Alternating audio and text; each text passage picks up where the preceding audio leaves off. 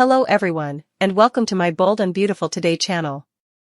I will never take off this ring. Ridge promises forever. Brooke's anger flares up. Brooke's suggested response. Nick Marone receives a response from Brooke Logan on his suggestion. What is next for Sheila Carter-Sharp and Lee Finnegan? Nick Marone's proposal of marriage. Let's talk about what's happening from August 11th to August 15th, 2025. Before moving on to the two-weekers. Fans may anticipate Nick's arrival at Forrester Creations. Nick wants to put a ring on Brooke's finger before Ridge Forrester and Brooke can reconcile. The sailor will tell them that this need not be the end and that they can try again. Things become more complicated, though, once Ridge rescues Brooke and confesses his love for her. It appears that Brooke will most likely turn down Nick's proposal of marriage. Brooke's heart simply doesn't feel the same, regardless of Nick's love for her. The Blinders by Taylor Hayes. He sets Taylor Hayes down for a serious talk with Ridge. The brunette, however, makes an effort to ignore his true words. Taylor clarifies in a sneak peek that Brooke does have a future, it's just not with Ridge. She goes on to say that the ring will not come off her finger. Once more, Brooke finds herself entangled in Ridge's web. He doesn't want to harm Taylor even if he loves Brooke. Nick Marone, the seafaring man whose heart had weathered countless storms only to founder repeatedly on the rocky shores of Brooke Logan's complex affections, burst through the doors like a rogue wave crashing onto an unprepared beach. His eyes, usually reflecting the depth and calm of the ocean he loved, were ablaze with a potent mix of determination, vulnerability, and the frantic energy of a man grasping for a lifeline he feared was already slipping beneath the surface. He hadn't come to discuss designs or shipments, he came to stake his claim, to rewrite an ending he refused to accept, propelled by the seismic shift caused by Ridge Forrester's dramatic rescue and subsequent, devastatingly public declaration of undying love for Brooke mere days prior. Nick, witnessing the raw, primal connection reignited between Brooke and Ridge during the crisis, the way Brooke's entire being had focused solely on Ridge's survival, the way Ridge's eyes had sought only hers upon regaining consciousness, the unspoken understanding that flowed between them like an electric current, felt the precarious ground of his own rekindled romance with Brooke dissolving beneath his feet. He couldn't let it end like this, not without fighting with everything he had. Finding Brooke momentarily alone in the CEO's office, the late afternoon sun casting long, dramatic shadows that seemed to mirror the internal conflict etched on her beautiful, troubled face, Nick bypassed pleasantries, bypassed rational discussion. The urgency pounding in his veins demanded action. Dropping to one knee on the plush carpet, a gesture both grand and achingly vulnerable amidst the sleek modernity of the office, he fumbled in his pocket, his hand trembling slightly as he produced a ring box. The diamond inside caught the sunlight, scattering prismatic shards across Brooke's stunned features as Nick, his voice thick with emotion, rasped out his plea, "Brooke, please. Don't let this be the end for us. I know what Ridge said. I know what happened, but we have something real, something deep. We've weathered storms before. We can have another chance. Marry me. Let me prove that our future isn't tied to his ghosts. Let me love you the way you deserve, completely, without reservation or doubt. Say yes, Brooke. Please, say yes." His words hung in the air, heavy with the weight of his devotion and the palpable fear of final rejection. Brooke Logan, the legendary Destiny's Child whose life had been an epic saga woven with threads of passionate love, devastating heartbreak, and an enduring, almost mythical connection to Ridge Forrester, felt the world narrow to the sight of Nick kneeling before her, his eyes reflecting a love she cherished deeply but could not, in this fractured moment, fully reciprocate in the way he needed. The diamond sparkled, a cold, hard promise juxtaposed against the searing heat of the recent past, the terrifying hours fearing Ridge was lost forever, the overwhelming flood of relief when he was found, the earth-shattering intensity of his declaration, "It's always been you, Brooke. Only you. Forever." Those words had resonated in the deepest chambers of her soul, awakening a dormant truth she had tried so hard to bury beneath layers of practicality, newfound independence, and genuine affection for Nick. She looked at Nick, this good, solid man who had offered her sanctuary and unwavering support, who represented stability and a love less fraught with the tempestuous history she shared with Ridge. Her heart ached for him, truly ached, knowing the pain her next words would inflict. She saw the desperate hope flickering in his eyes, the love laid bare, and it tore at her.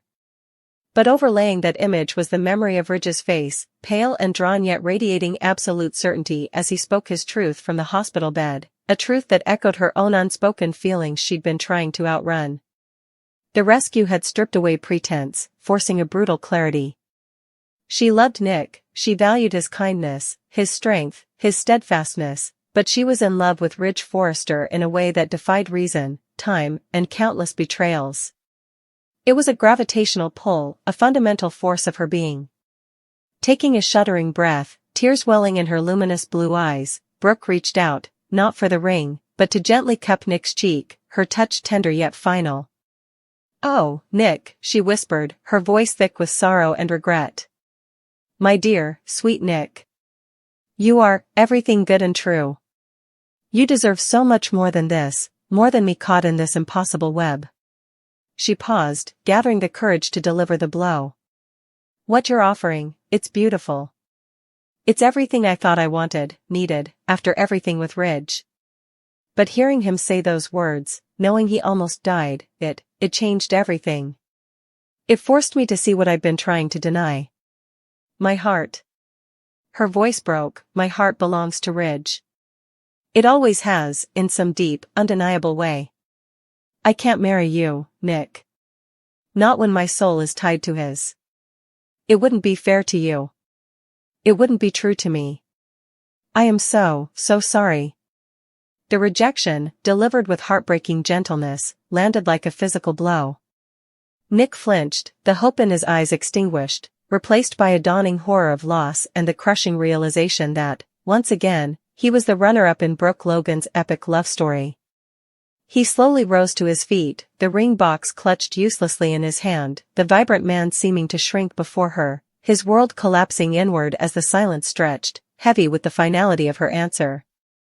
While Brooke's rejection shattered Nick's hopes and confirmed the magnetic pull of Ridge Forrester himself was embroiled in a different, yet equally volatile, confrontation across town. Seeking clarity, needing to formally end one chapter before he could truly pursue the next, Ridge sat opposite Taylor Hayes in the elegant, serene living room of her home, a serenity utterly at odds with the emotional maelstrom brewing. Taylor, radiating a brittle calm, her psychiatrist's composure firmly in place like armor, listened as Ridge, his voice low and earnest, tried to explain the irrevocable shift within him. He spoke of the near-death experience, the blinding clarity it brought, the undeniable truth that his love for Brooke was his constant, his North Star, despite all the pain and chaos their history entailed. He spoke of his deep affection and respect for Taylor, the genuine happiness they'd found, but confessed it wasn't the all-consuming, foundational love he shared with Brooke. He needed to be honest, he insisted, he couldn't build a marriage with her knowing his heart belonged irrevocably elsewhere. Taylor, however, refused to hear the requiem he was singing for their relationship. In a chilling display of selective perception, honed by years of loving Ridge and battling Brooke for his soul, Taylor erected walls of denial. "Ridge," she interrupted, her voice smooth but laced with steel, her hand unconsciously twisting the large engagement ring on her finger, a physical symbol of the future she was determined to protect. "What you're feeling is perfectly understandable. Trauma, relief, the intensity of the moment, it creates illusions. Brooke was there during the crisis, it's natural to conflate gratitude, shared fear, with something deeper. But it's not real, Ridge. Not the sustaining kind." She leaned forward, her dark eyes intense, projecting absolute certainty. "Brooke has a future, Ridge. A bright one, I'm sure. But it's not with you. That chapter is closed. We are your future. We have stability, mutual respect, deep love, a family." A preview of her steely resolve was evident as she continued, her voice dropping to a near whisper that carried more threat than any shout. "This ring?" She held up her hand, the diamond catching the light much like Nick's had, but radiating cold defiance instead of desperate hope. "This ring represents our commitment, our promise. And it is not leaving my finger. Brooke may weave her webs, Ridge, she always does, pulling you back into her orbit with drama and declarations. But I see it clearly. I won't let her destroy what we've built. Not again. You need to see past this temporary insanity. Her words were a fortress, built on years of rivalry and her own profound love for Ridge, refusing to acknowledge the authenticity of his feelings for Brooke or the finality of his decision. She framed Brooke's influence as manipulation, Ridge's love as a trauma-induced delusion, clinging fiercely to her vision of their future, the engagement ring her impenetrable shield against the truth Ridge was desperately trying to impart. Meanwhile, far from the gilded cages of Forrester Creations and the fraught emotional landscapes of the Logan-Forrester-Hayes triangle, a different kind of storm, one fueled by decades-old hatred, simmering resentment, and chilling calculation, was reaching its boiling point between Dr. Lee Finnegan and the woman she reviled above all others, Sheila Carter Sharp. Lee, consumed by righteous fury and a mother's protective instinct honed to a razor's edge, had finally cornered Sheila in the dimly lit, slightly damp confines of Sheila's latest nondescript, temporary hideaway, a place that smelled of stale takeout and desperation. Lee's voice was a low, venomous hiss, recounting every transgression, every act of violence Sheila had inflicted upon her family, specifically targeting her son, Finn, and his wife, Steffi. "You are a cancer, Sheila," Lee spat, her usual composure shattered, replaced by visceral loathing. "A malignant growth that destroys everything it touches. You shot my son. You terrorized his wife. You inserted your poisonous self into our lives and left nothing but wreckage in your wake. And for what? Some twisted fantasy of motherhood? You are nothing to Finn. You never will be. Your very existence is a threat to everything I hold dear." Sheila, initially attempting her practiced mask of wounded innocence and misunderstood devotion, found it crumbling under the onslaught of Lee's unvarnished hatred. The familiar glint of dangerous madness began to surface in Sheila's eyes, the carefully constructed facade of reformation cracking. "I am his mother," Sheila retorted, her voice rising, losing its calculated control. "You stole him. You poisoned him against me. I love him." But Lee was relentless, pushing harder, stepping closer, her finger jabbing accusingly towards Sheila. "Love? You don't know the meaning of the word. You are a monster, Sheila. A pathetic, lonely, evil monster. And I will not rest until you are back behind bars where you belong, or better yet, erased from this earth." The word pathetic struck a nerve deeper than any accusation of violence. Sheila's eyes narrowed, the wounded expression vanishing, replaced by something cold, reptilian, and utterly terrifying. A cruel smile twisted her lips. "Pathetic? Me?" she whispered, the change in her demeanor instantaneous and chilling. "Let's talk about pathetic, Lee. Let's talk about secrets buried so deep even you might have forgotten the stench." She took a deliberate step closer, invading Lee's personal space, her voice dropping to a menacing purr. "What about the night of the accident, Lee? The one before you found Finn on the roadside? The one you caused? The one you covered up so neatly, scrubbing away the evidence, using your position, your connections? The blood wasn't just on the road that night, was it, Doctor? It was on your hands." The color drained from Lee's face. Her tirade ceased abruptly, replaced by a look of utter shock and dawning horror. Her mouth opened, but no sound emerged. Sheila saw the hit land perfectly. "Oh yes," Sheila continued, her smile widening into a predator's grin. "I know everything. That little indiscretion you thought was buried forever? The one that could destroy your precious career, your reputation, your relationship with Finn if he ever knew the real reason you were driving so recklessly that night? I know it all. Every sordid detail." Lee staggered back, clutching her chest. The righteous fury that had fueled her moments before evaporated, replaced by a cold, paralyzing fear. Sheila's knowledge was a nuclear weapon aimed directly at the foundation of Lee's life. You can't." Lee gasped, her voice barely a whisper, her breath suddenly coming in short, sharp bursts. The stress, the shock, the sudden reversal from attacker to exposed victim was too much. Her eyes widened in pain, not just emotional but physical, as a crushing pressure seized her chest. She stumbled, collapsing against a rickety table, knocking over a lamp that shattered on the floor, the noise echoing the shattering of her world. Her face contorted in agony, her hand clawing at her sternum. "My chest," she rasped, her skin turning ashen. Sheila watched, not with concern, but with a chilling, analytical detachment, the cruel smile still playing on her lips. Esley slid to the floor, gasping, her body betraying her in the face of Sheila's devastating revelation. Sheila didn't move to help. Instead, she slowly knelt beside the stricken woman, her voice a venomous whisper. "Looks like you need medical attention, Dr. Finnegan." How tragically ironic. "Don't worry," she murmured, pulling out her phone, not to call 911 immediately, but perhaps to document, to ensure leverage. "Help is coming. Eventually. But first, let's talk about what happens next. You see, Lee, your little secret? It just bought me my freedom. Your silence, for mine. Permanently. Think about that while you fight for your next breath." The scene was one of pure, unadulterated Gothic horror, the villain triumphant, the avenger felled, and the balance of power irrevocably shifted onto a knife's edge of blackmail and imminent mortality, while across the city, hearts were broken, denials were fortified, and the eternal dance of Brooke and Ridge faced its next, uncertain step. The fallout from Nick's crushed proposal and Taylor's impenetrable denial setting the stage for an emotional reckoning that promised to shake Los Angeles to its core. The week of August 11th to 15th, 2025, was poised to be a crucible, forging new alliances of pain, exposing dangerous truths, and testing the very definition of love and obsession under the relentless California sun. Brooke's note to Nick echoed into a future thick with Ridge's unresolved choice, Taylor's unyielding ring, and the terrifying specter of Sheila Carter Sharp, armed with a secret and smelling blood. Brooke Logan Forrester's heart.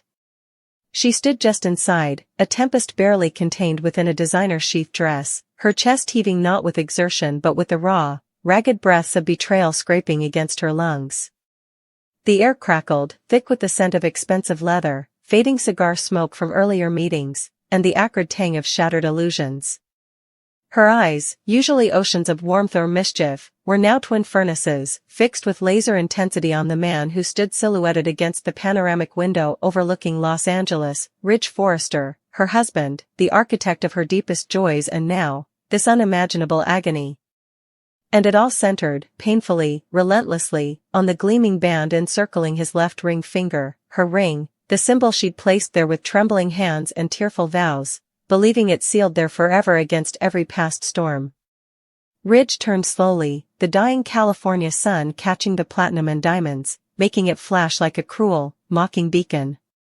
He saw her, saw the devastation warring with fury in her face, saw the way her gaze was locked onto that ring as if it were a brand searing his flesh. He knew the storm had arrived. He braced himself, not with defiance, but with a weary, heavy resolve that seemed to settle deeper into his shoulders, a resolve that only fueled Brooke's incandescent rage. "Ridge," her voice emerged, low and dangerous, a tremor running through it that spoke of immense effort to control the scream building in her throat. It wasn't a greeting, it was an accusation, a single syllable loaded with the weight of broken promises and public humiliation. He saw the news clipping clutched in her white-knuckled hand, the grainy photo of him leaving Taylor's house late last night, the headline screaming speculation, the truth it implied far worse than the printed words. He didn't need to see it, he felt its presence like a physical blow. He took a step towards her, hands lifting slightly in a gesture that was part placation, part surrender. "Brooke, let me explain." "Explain?" The word exploded from her, shattering the tense silence. It wasn't a question, it was a derisive bark, a sound ripped from a place of profound hurt. She advanced, every step vibrating with barely suppressed violence. "Explain what, Ridge? Explain how you swore, on our children, on our life together, that Taylor was in the past? That I was your present, your future? Explain how you stood right here, in this very room, and promised me, that the ghosts were laid to rest?" Her voice climbed, sharpening with each sentence, each syllable a shard of glass aimed at his heart. And then you slink out in the dead of night? To her? While wearing this? Her finger, trembling violently, stabbed towards the ring on his hand.